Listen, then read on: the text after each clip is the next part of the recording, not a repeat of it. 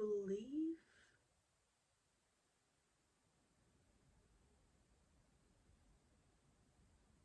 I'm trying to remember when, and I honestly can't remember. I recently finished watching Bridgerton. Let's just put it that way. Yeah. And season two. And I suppose I have a little bit of thoughts. Also touching on some things that I had spoken on in sort of my first part or mid-season check-in video that I released recently, because days I just don't know. And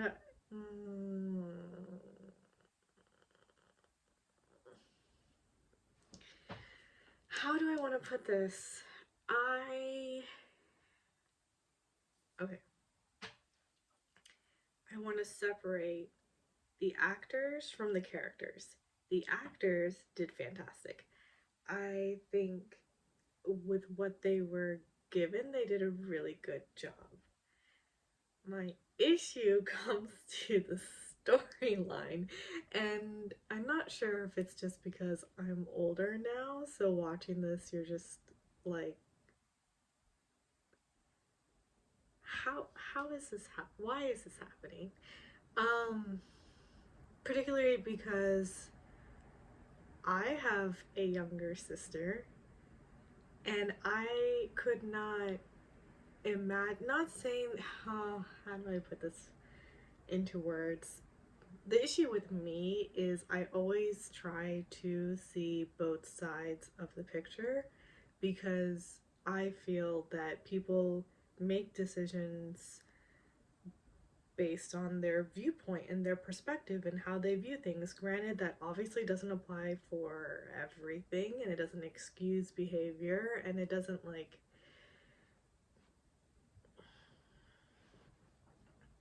I don't know what I'm trying to say. It's just some of the episodes as we're watching. Oh, hold on, before all of this, hi YouTube friends.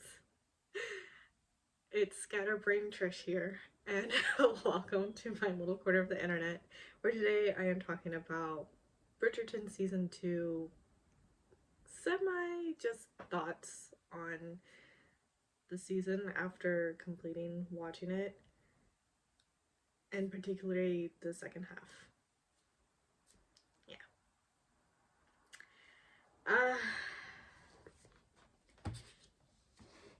So basically I'm struggling with the whole Kate Anthony thing, though I think they are a nice coupling. I think I just don't love the way that they came together. Again, no fault to anyone, it's just how the story is written, apparently.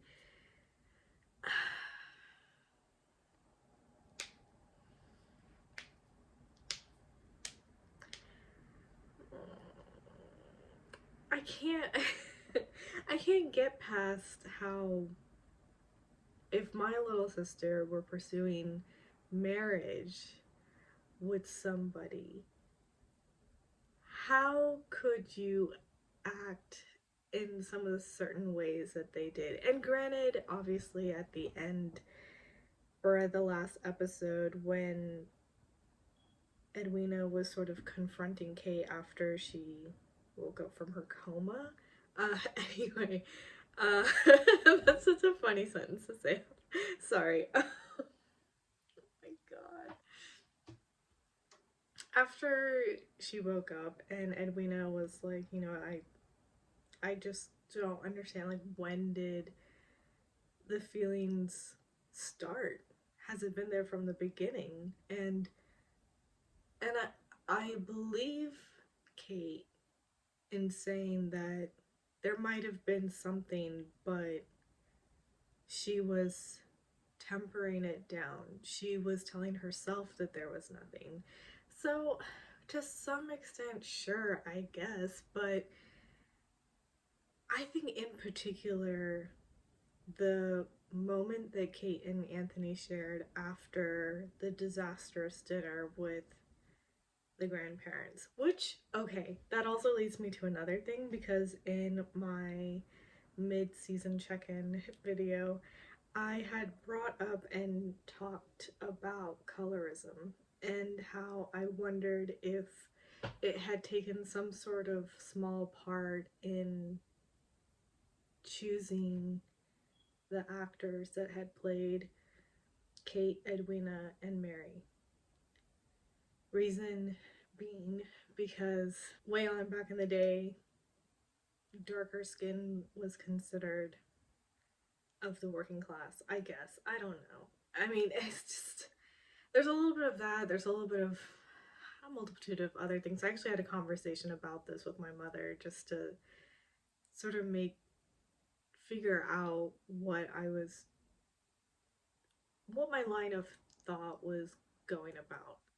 But as I was continuing to watch the season, I actually noticed that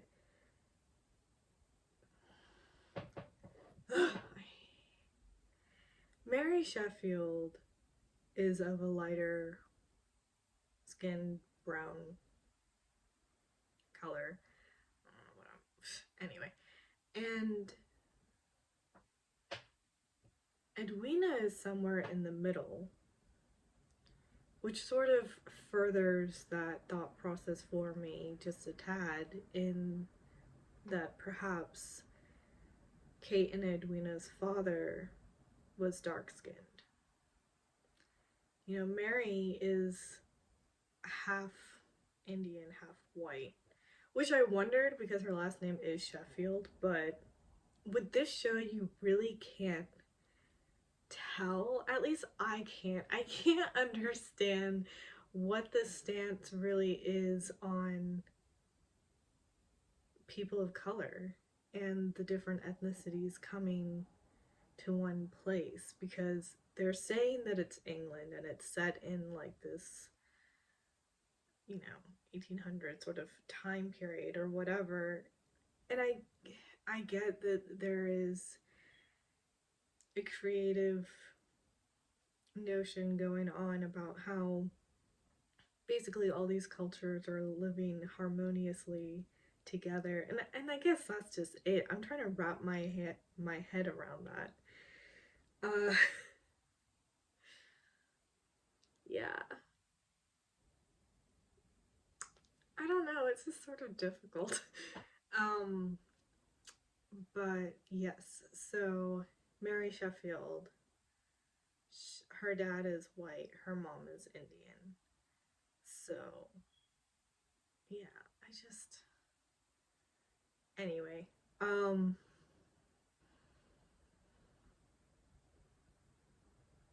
where was I going with that? Oh, right. So after that dinner, when Kate asked to speak with Anthony to sort of tell him that Edwina had nothing to do with it, I had set this up.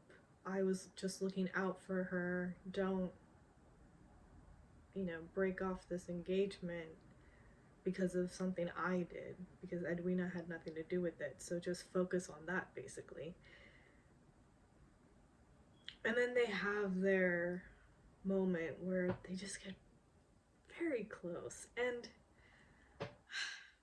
on the one hand, I semi get it because it's a progression of, I can't speak lately. It's a progression of the feelings for both that are growing towards each other. But also, how is this happening? I mean, they're literally, oh my god. I don't know. How?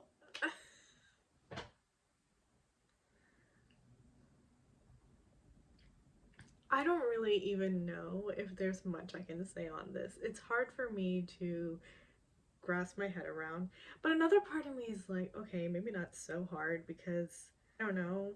My sister and I have crushes on a few of the same celebrities, but that's another thing. It's like, okay, they're like silly little crushes, whatever. We don't know these people. This is different. They are getting to know each other and developing these feelings.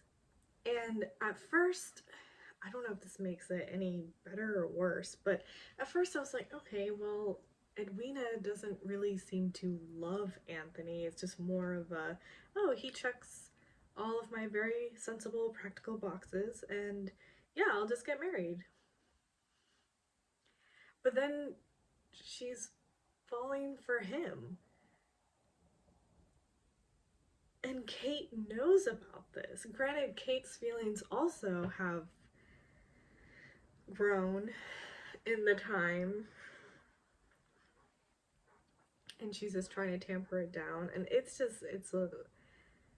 a whole mess, and frankly it was giving me a headache. And I don't know, I didn't like it.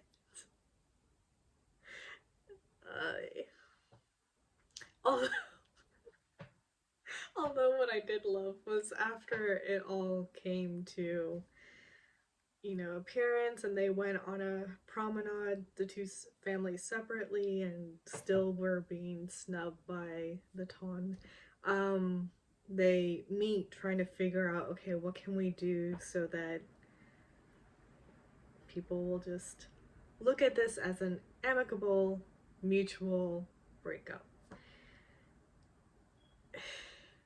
And they have that moment where Newton the dog runs into Anthony, and Kate and him both get up and they're dealing with the dog, but they also have this moment and everyone is watching. And I love Edwina in this moment because she's watching them, and then she looks at her mother and Lady Danbury and Lady Bridgerton. She's like, truly, was I truly so blind?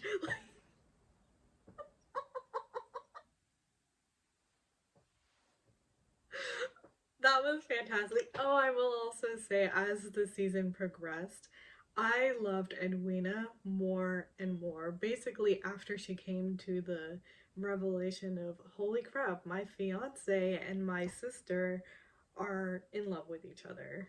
Great.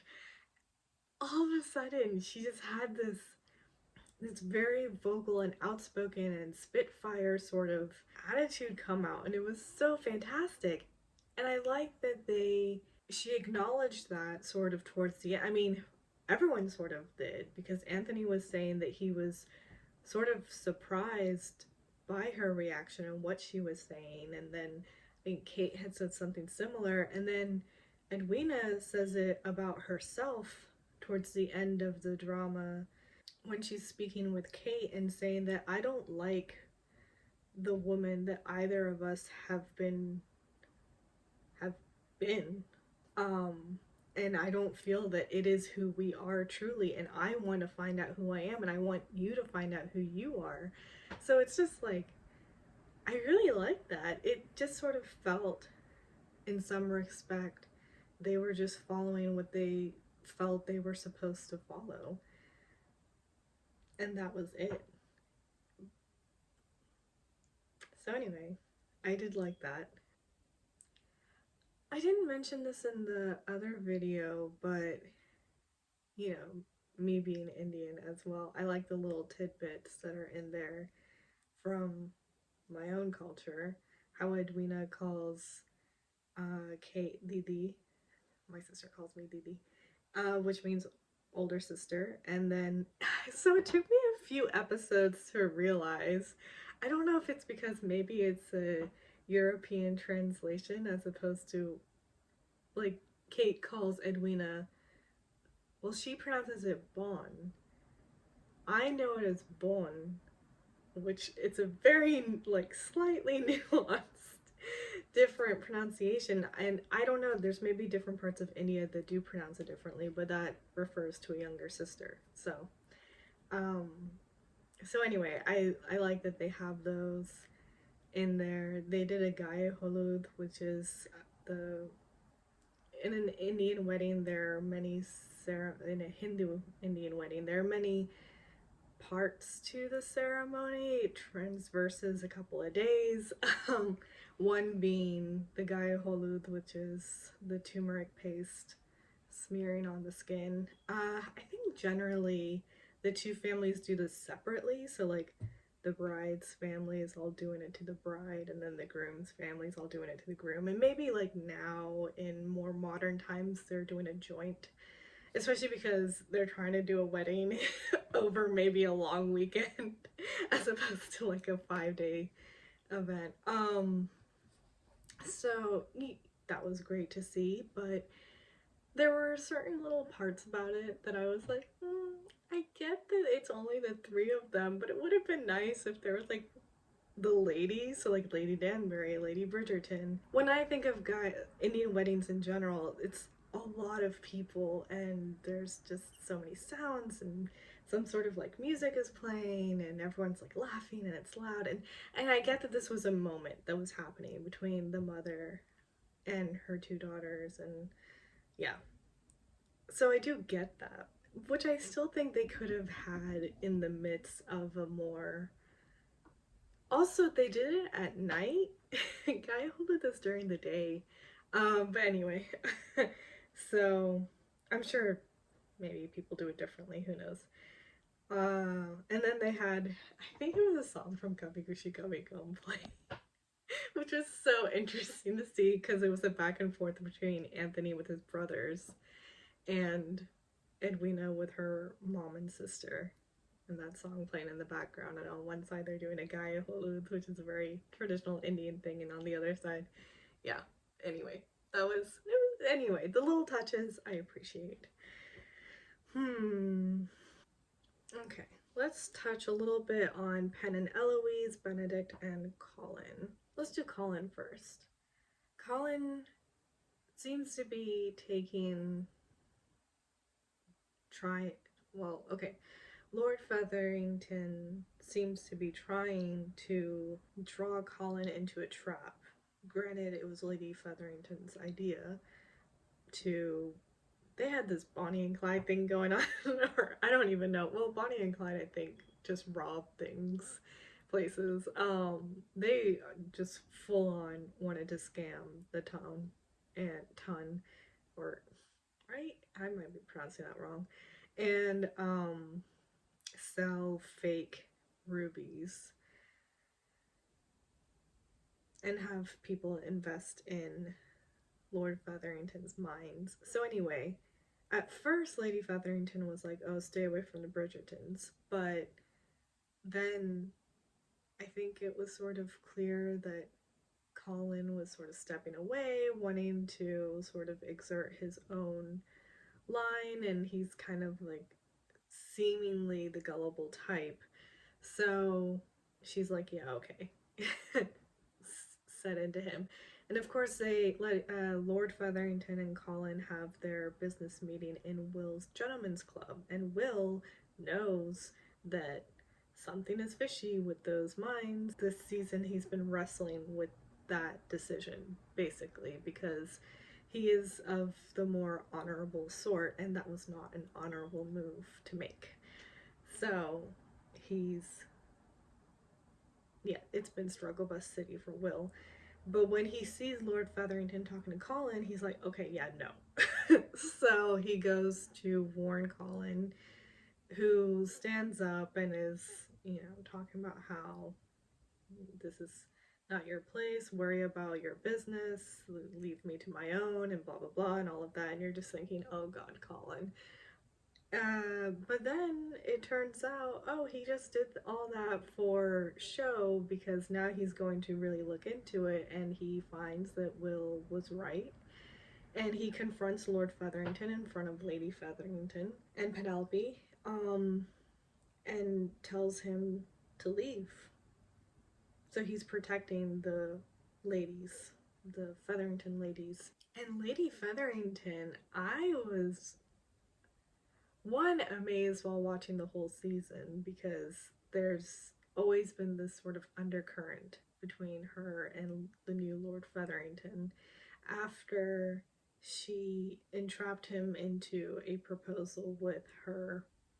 I don't know if it's the eldest or the middle daughter, but in hearing how he was like, oh, we can leave the girls for now and send for them later and whatnot, her mama bear instinct kicked in and she was like, yeah, this guy doesn't give a shit about us.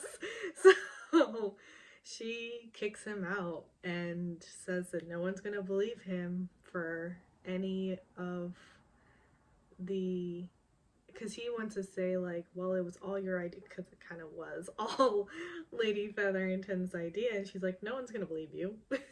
So go on, go back to the life that you had before, because just out, get out. So that was really nice and good to see. I don't know what they're gonna do in the future. I don't think that Penn is going to help still, especially after the fight that she had with Eloise. So Eloise with what's his name? Theo Sharp? Anyway. Um that was sweet, you know, the little blossoming romance. And okay, so she broke up with him because she didn't want trouble coming to him. But I'm trying to think, what kind of trouble would come to him? I mean, she would get trouble being of the noble class and having a relationship with someone from the common class, I suppose. Like, it obviously started scandal when Penelope wrote about it. How can she do this? Just how? In the first season, she talks terribly about her own family, and then she spills the beans on Marina's condition because she wants to break up Colin and Marina. Luckily, Colin escaped scandal himself just because she wrote that Marina had come to them pregnant. So obviously, Colin is not the father. Um, so great. But it still affected the Bridgertons nonetheless. So she's already messed with this family once. And now she does it again in, I mean, just a more direct way, and to Eloise. Eloise is supposedly her best friend. And, you know, just like Eloise says, Penelope is saying she did it to drive suspicion away from Eloise being whistled down so that she wouldn't get in trouble with the queen, but that's what you decide to do? I just so amazed, and I don't know, just awful. It's completely awful. So anyway, all of a sudden she took all of a week off. Just 1 week. And then having this fight with Eloise, now all of a sudden she has a resurgence of wanting to get right back at it because she does like it. Like, she feeds off of it, this whole knowing things that no one else knows and then being able to say it to everyone, but she is hiding behind the whistle down persona. So yeah, but it's like a sickening high for her, especially now that Eloise has called her out on it. It's just umphed her. I don't know. I just. So anyway, again at the end of a season, we're wondering, well, what's gonna happen to the Featheringtons next season? I have no idea. Not one, because I haven't read the books. And anyway, so that was Colin, that was Eloise. Benedict. Oh my goodness. I shouldn't have been surprised. uh, I was thinking he also got in on his own merit, but apparently Anthony had given a sizable donation, so that's how he got his seat in the academy. At least he's owning his seat because he actually does have talent. Still, I feel so bad for him. So I wonder if the next season is going to primarily follow Benedict, because this season ended with sort of a disagreement, argument, not argument, but like him confronting Anthony, and Anthony, you know, just sort of being like, that doesn't matter. Like, you deserve to be there. You know, you're good. And anyway, obviously Benedict doesn't believe in himself anymore because he thought he had gotten into this prestigious academy on his own talents and he didn't. So, yeah. I have a feeling the next season will probably be about Benedict. At least I that's the one that makes the most sense to me. But he was there at the very end and they were all playing that Pall Mall game, so let bygones be bygones? Or is he just not caring now? Similar to how Anthony was, except this is about his art as opposed to a woman. Though there's still that Genevieve situation. And I kind of noticed that both Genevieve and Benedict in this second season were both sort of fostering their creative talents and wanting to pursue grander things with that. We find out towards the end that Genevieve has been working on sort of a new collection of designs to submit for something in Paris. Uh, and yeah, so I wonder if they will find their way back to each other. And they just seem very similar. Sort of like this whole season, I was thinking, wow, Kate is basically the female version of Anthony, which is why it's so funny that they butt heads so often. Because this entire season, you know, just as Anthony was in the first season, she's hovering over Edwina, very pushy in making the decisions and having things go a certain way because she wants the best for her sister. They're very similar. Ooh, I wasn't sure if I was gonna mention this because I oddly feel bad, but so okay. Um,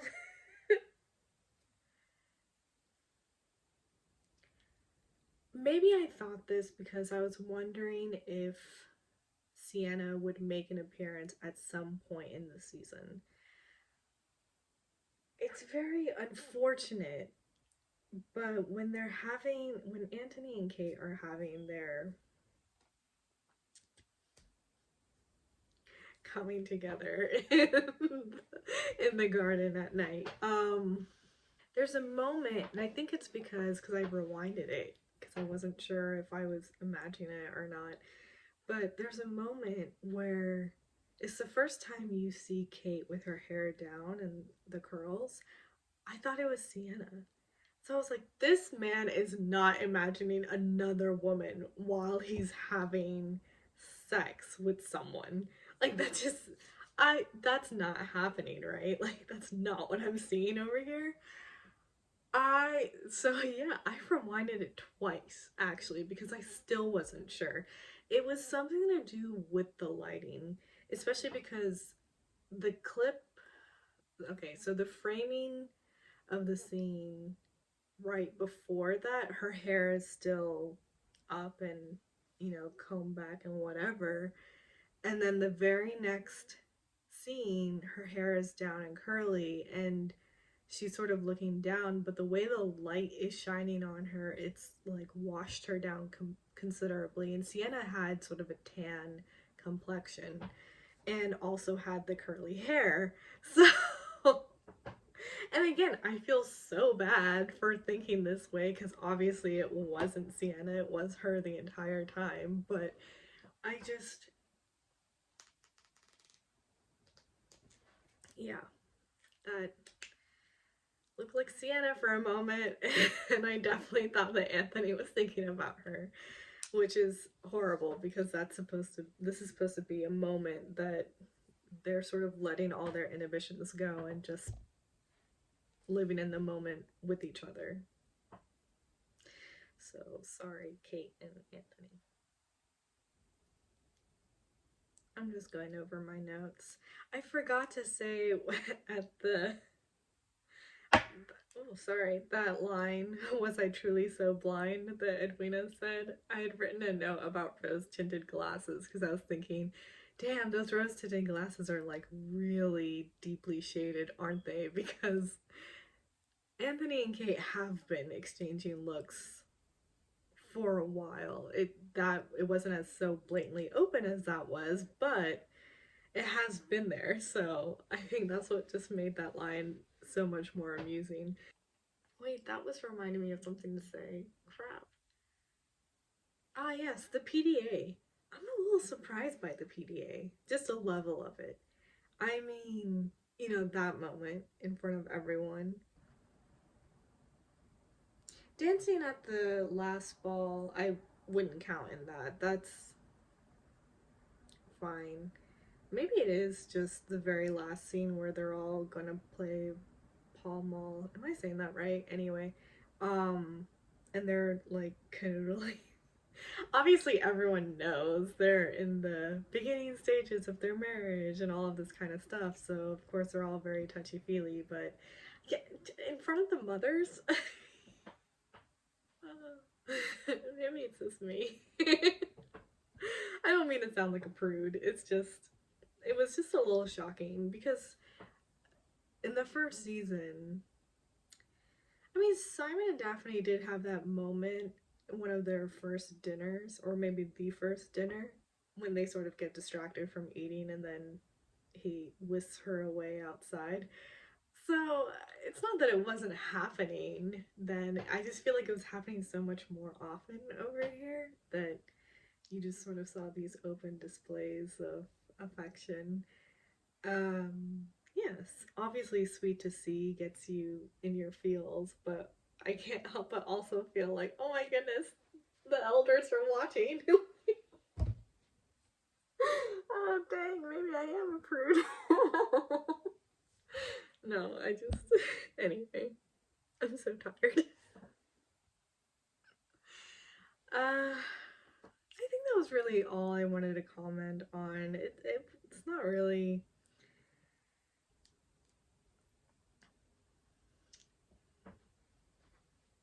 It was a season. Kind of how I felt at the mid-season check-in. It's just, again, not anything against the actors. I think they did fantastic with what they had. It's just the storyline itself. I don't know how much I can really enjoy something like this just because it's very hard for me to really wrap my head around that you would grow feelings for someone who was intended for a sibling.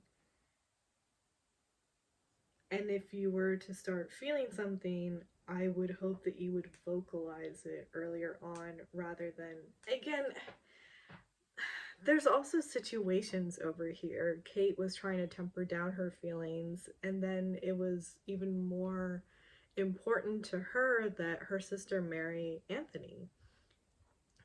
For the her to be taken care of and Mary to be taken care of. So she just didn't put herself first. Oh, that was something that was really annoying about Anthony, and Daphne called him out on it, which I loved. Where it's like, you always make these decisions and then resent us for having to do it because of duty. And we just pity you because of it. Like, it is really annoying. Yeah, I'm sort of rambling at this point. I don't know much else to say. I wonder if season one, just because it was the first, it was slightly more enjoyable to watch.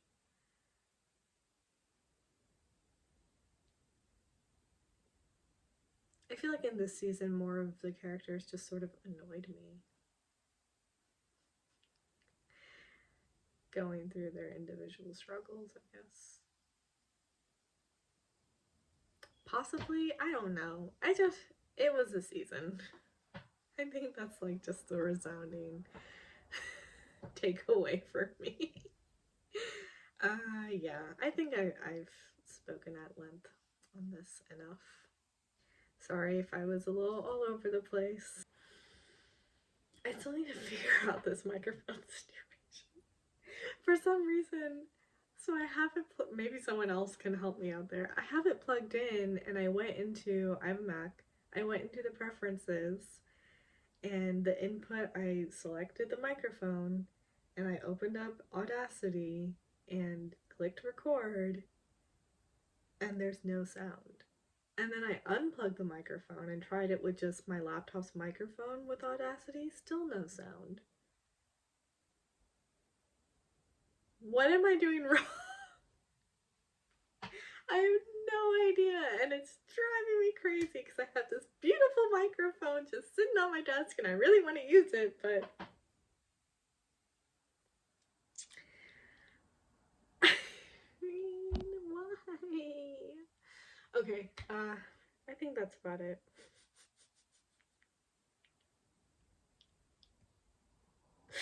Oh wow, this is gonna be some video. We'll be releasing a recap commentary video on episodes 9 and 10, right? Yes, of the K-drama 39 soon. I thank you for your patience and tell me what you thought about Bridgerton season 2. I haven't really watched any recaps and stuff on YouTube yet. I'll probably be doing that now. And yeah, what's the chatter? What do people think? Do they like it?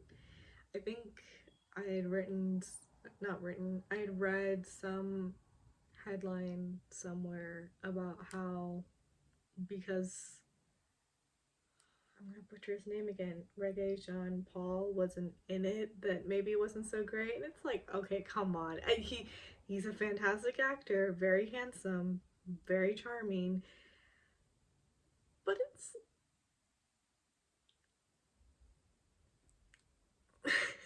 I mean, Anthony was annoying, but Simon had his annoying moments too. Come on now. I just feel like that's sort of going to be a trend. So anyway, yeah. Okay. I'm going to stop now. That's about it.